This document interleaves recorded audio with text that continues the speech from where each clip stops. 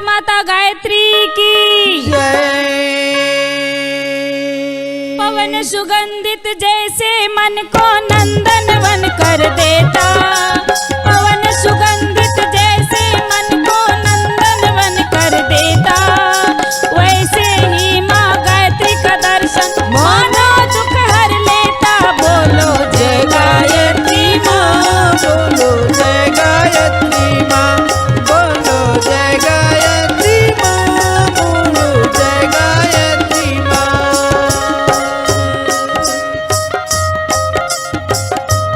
बोलो जय गायत्री माँ, बोलो जय गायत्री माँ।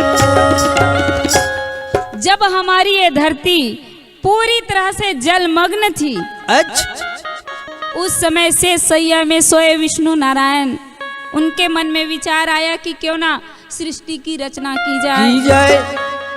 तो सृष्टि की रचना करने के लिए उन्हें एक बहुत ही शक्तिशाली शक्ति की आवश्यकता थी। अच्छा, जैसे ही उनके मन में विचार आया कि सृष्टि की रचना की जाए, भगवान विष्णु के नाभि से एक कमल का फूल उत्पन्न हुआ।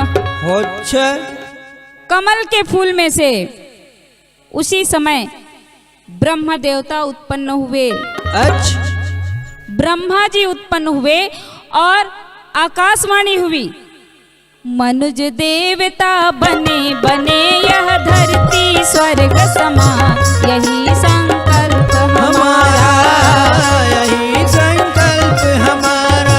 मनुज देवता बने बने यह धरती स्वर्ग समान, यही संकल्प हमारा, यही संकल्प हमारा, यही संकल्प हमारा, यही संकल्प हमारा।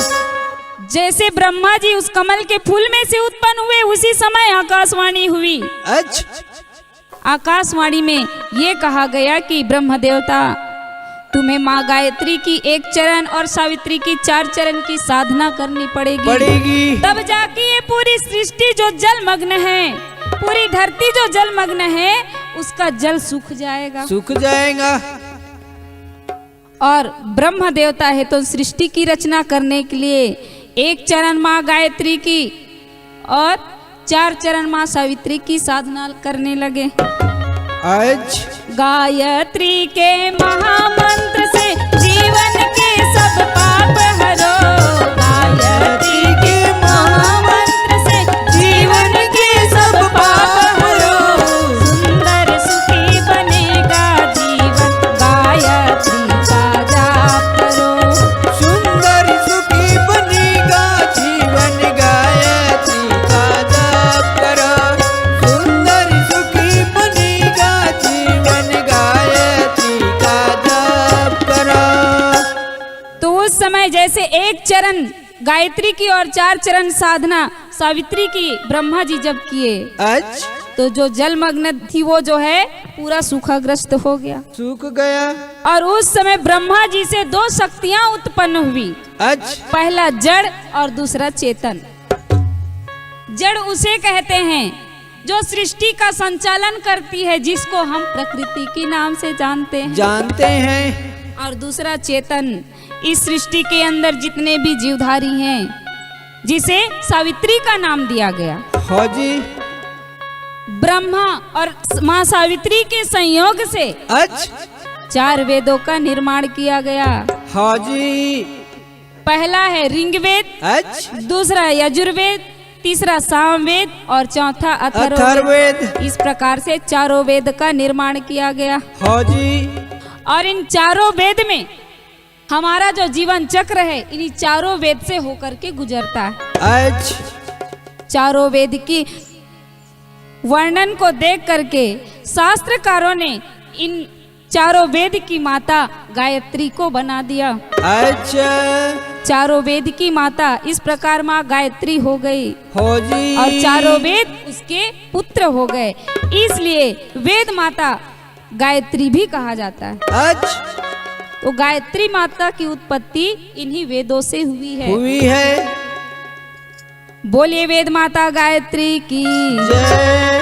वेदों ने इसको गाया, ऋषि मुनियों ने अपनाया, अवतारी इनको गाया, ऋषि मुनियों ने अपनाया, अवतारी पुरुषों ने भी श्रद्धा से शीश झुकाया, अवतारी पुरुषों ने भी श्रद्धा से शीश झुकाया, सबने वांछित फल पाया,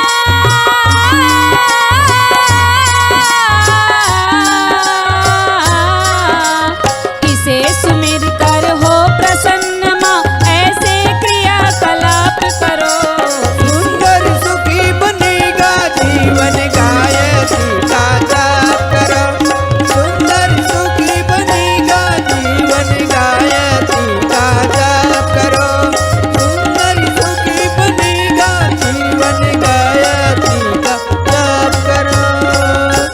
यह गायत्री मंत्र 24 अक्षरों का है। अच्छा इसे इसीलिए महामंत्र भी कहा गया है क्योंकि इसमें 24 प्रकार के देवी देवता वास करते हैं। 24 देवताओं का नाम है। अच्छा और यही गायत्री मंत्र ब्रह्मा विष्णु महेश का सार भी है। अच्छा और गायत्री महामंत्र को भगवान श्री कृष्ण ने कहा है, स्वयं मैं ही गायत्री हूँ, अच्छा मैं जी। स्वयं ही गायत्री मंत्र ओ? हूँ, ऐसा भगवान श्री कृष्ण ने कहा है। कहाँ है? तो गायत्री मंत्र को जपने वाला व्यक्ति अपनी हर मनोकामनाएं को पूरी कर सकता है। सबसे पहले बताया जाता है, वर्णन सुनते भी हैं कि गायत्री जो है ब्राह्मणों की कामधेनु हुआ गैया है।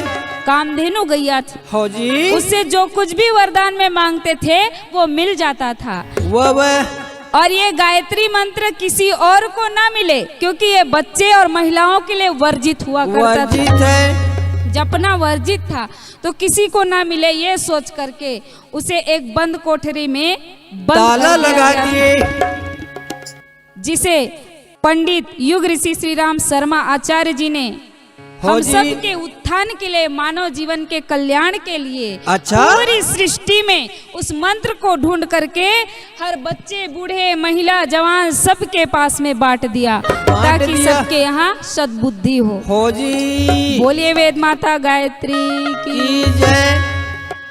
यह मंत्र है मंगलकारी, सद्बुद्धि बढ़ाने वाला, मंत्र मंगलकारी, सद्बुद्धि बढ़ाने वाला, हर साधक के जीवन में नव ज्योति जगाने वाला, हर साधक के जीवन में नव ज्योति जगाने